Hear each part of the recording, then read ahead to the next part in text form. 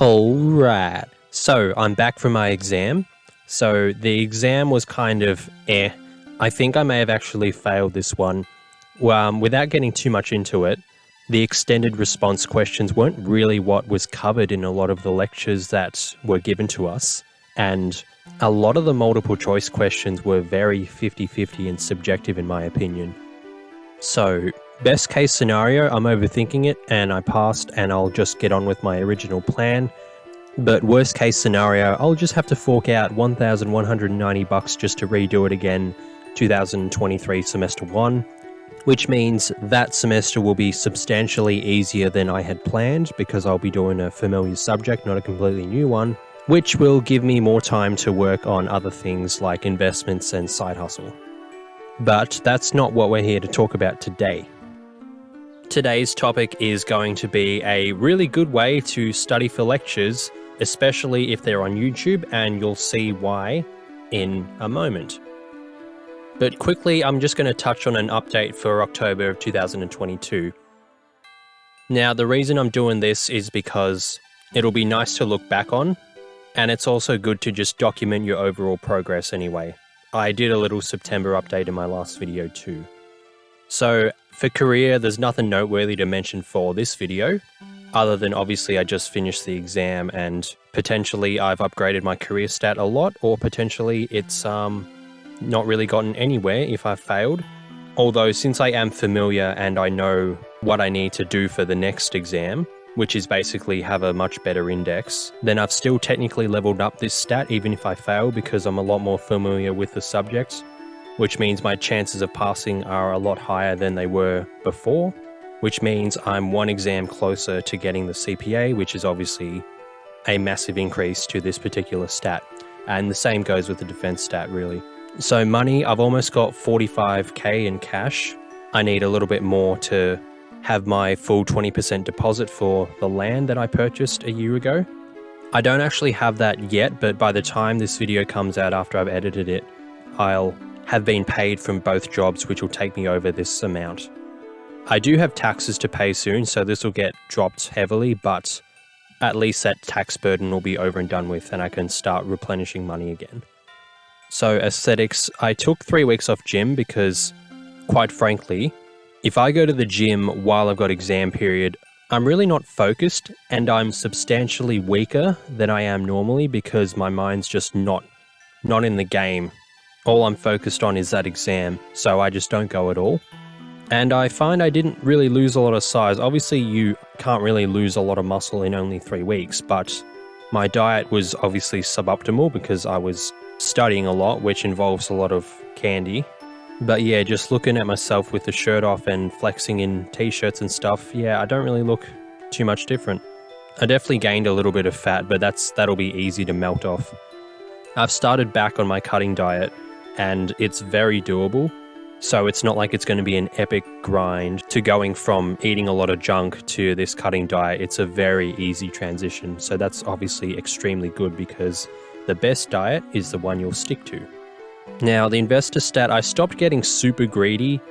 I was only really jumping into the market when I saw good moves based on macroeconomic factors and things like earnings reports. However, I got wrecked today at the time of recording. The market closed for Friday the 14th of October, which is the 15th of October here in Australia, because I got into a short on BNGO too early. If I'd gotten in basically at market open today, then I'd be up quite a bit, but I got in too early and my shorts got liquidated, so my portfolio is down about $1,500 because I also had a short on JP Morgan that didn't go well because I was anticipating them to have bad forward guidance, which they did, but the stock didn't really drop, so that was a little unexpected, but it's fine, it's part of the game, and earnings season is just around the corner, so there'll be plenty of opportunities to make money back. The online brand, I had 485 YouTube subs at one point. I think my latest video did kind of okay, which is what brought in a few new subs because obviously I don't really do anything on the channel in the last month or so. But that's obviously good. I'm not far off 500. There's 28 Twitter followers, which doesn't sound like a lot, but when you figure out that a lot of that is stock market people, then I'm clearly pumping out good stuff that they like to see, so I'm gaining followers there. And Instagram and TikTok, I don't know, I think they're down a bit, but I'm not really too fussed because I'm not doing anything on those platforms that would warrant growing them much, if that makes sense. Like, obviously for Instagram, I know that there's certain ways you can grow your following by posting one a day or a couple of times at certain times of the day and using certain hashtags, but I use the same sort of hashtags for every post. I just went onto Google and typed in top most viewed Instagram hashtags relating to business or something like that, and I just use that for every post, and I just post whatever I want, really. It's obviously on some days it's a little too much for organic growth, but the idea is it's an info dump, because in a couple of years from now, when the economy is in complete shambles, I'll have visual proof that I saw this coming, so that'll potentially be some credibility down the track, as well as an opportunity to grow an online brand, because people will see, oh, well, this guy knows what he's talking about. He's probably a good source of information. Or I could be completely wrong, but we'll see. And if I am wrong, then we've got proof and I'll own up to it. So the last stat, mental health, I'll go into this in another video, but I've had 3 friends pass on recently, but that's not what we're here to talk about today. Okay, so the main event is a fantastic way to study for lectures that are on YouTube. So step 1, find the lecture you want to study for. Pretty self-explanatory, easiest step by far. In this example, I've got one of the CPA lectures that I was going through before my exam study. One of the many lectures. Now, step 2, you click on these little dots here below the video. I know that some people have a different layout, but I think that the one I have here is the most common. If not, you'll have to find it yourself. But in most cases, it'll be next to the download button. I didn't realize that was a thing, but it'll be next to like the like and dislike buttons. And don't forget to subscribe either. Now, step 3, show transcript. A lot of people don't really know that YouTube has this. I posted this on my personal Snap story, like me as an individual, not gamification of life. That brand doesn't actually have a Snapchat. I posted something like this years ago, and I had quite a few people reply back. They're like, oh my God, this is genius. So I figured if they didn't know about this, a lot of you guys might not either. Which is why I've said the best way to study for lectures on YouTube, because YouTube has this option. When I was at university, our lectures weren't on YouTube. We had to log onto the university's website and watch them from there.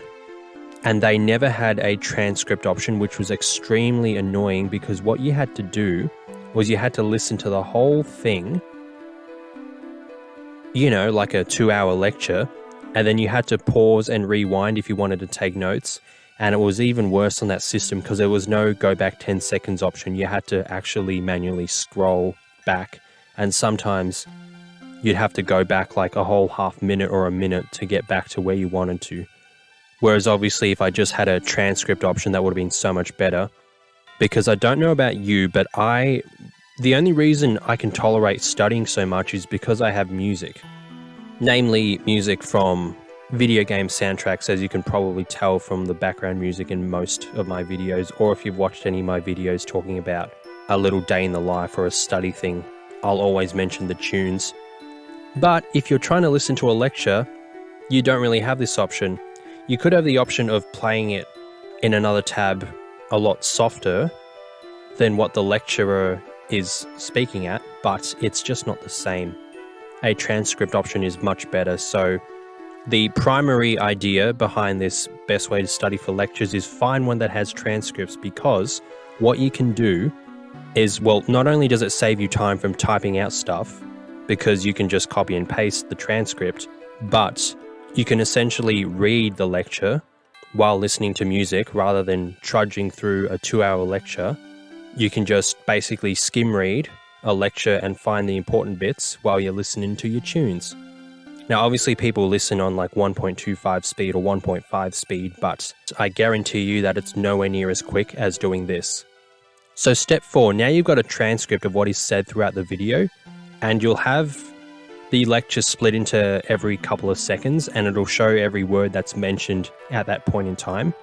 Now, what you can do from here is, I guess you can find anything that's super relevant to what you need to study, and then you can skip to that point in the lecture.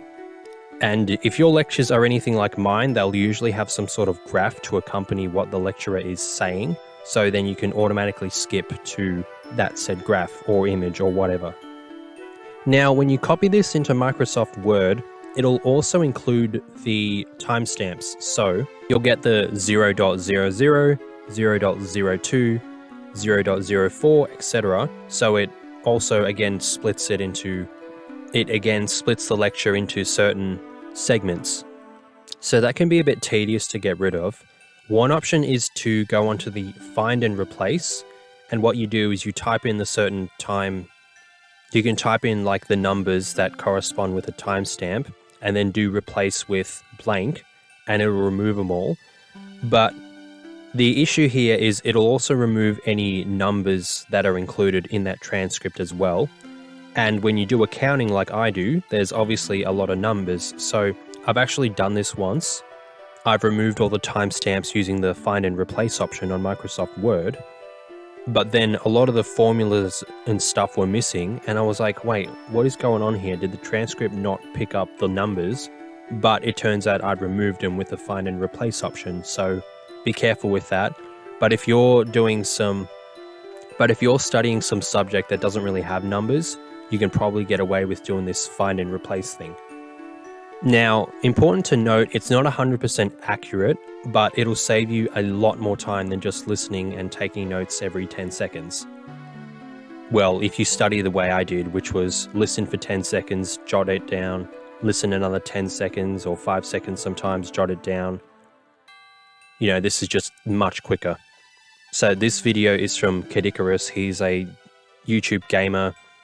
Used to watch him a fair bit back in 2020 when we were all in lockdown, and I wasn't on any investor or online brand grind. It was literally just working at the supermarket, trying to get my career back on track because I just lost a job because of COVID, and then went back to uni to study a graduate certificate of artificial intelligence for business. But this was back when I had a lot more time, and I remember this video in particular because I love Crash Bandicoot. The comments section was talking about checking out the closed captions for this particular point in the video, and it was pretty funny, but that's not what Crunch Bandicoot is saying. So the point of me bringing that up is the transcript is obviously not always accurate, but if you find any abnormalities like this, you can obviously just go and check at that point in the actual lecture and listen to it and find out what they were actually saying. So step 5, it kind of ties back into what I was saying before about certain graphs. You can just hover over the playback and also find any relevant images. So if the transcript doesn't make it obvious that there's a graph there, you can always just hover over the video, find where the image changes, jump on it, do a snip screen, and there you go. So here's an example of one of the Word documents I had for my recent exam study. I've got a part of the lecture's transcript there, as you can see at the top, and then right below it, I've got the corresponding graph with what they said. So to get this, I did exactly what I've just showed you. And when you have to go through about 98 of these little videos, this just saves you so much time. Now, what do you do if your lecture isn't on YouTube? Well, hopefully there's a transcript option. But if your uni was like mine, they won't have this. Perhaps technology has advanced and your university will have that, or your university might be kind enough to upload, kind or greedy enough to upload it to YouTube, because they'll probably tack on some ads on it, because apparently they're not getting enough from your tuition fees. They want that ad revenue too. But if they tack it on YouTube, then YouTube will have the transcript for it automatically. So that's all the important stuff I wanted to mention for this video. I figured I'd bring to your attention that YouTube has the show transcript option. If you were aware of this before, then sorry for wasting your time. But if you weren't, then you're welcome for the juicy tidbit. The find and replace option, I don't know if people actually know about that on Microsoft Word either. I was at my friend's house a few weeks ago helping her with her resume, and I was typing in some particular way of using the word and then I'd used it differently throughout the resume because I just wasn't really paying attention, because I just had a full day of work and it was getting close to the exam study period, so I wasn't really 100% focused. And then she mentioned it, so I just did the find and replace and changed one of the options, and she didn't know that that was a thing despite working in an office for the last 4 years.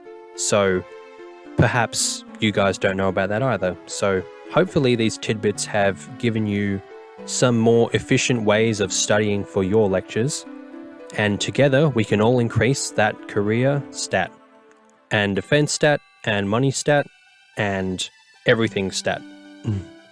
This is just one tool you can use to play the game of life. That is all, and I'll speak to you soon.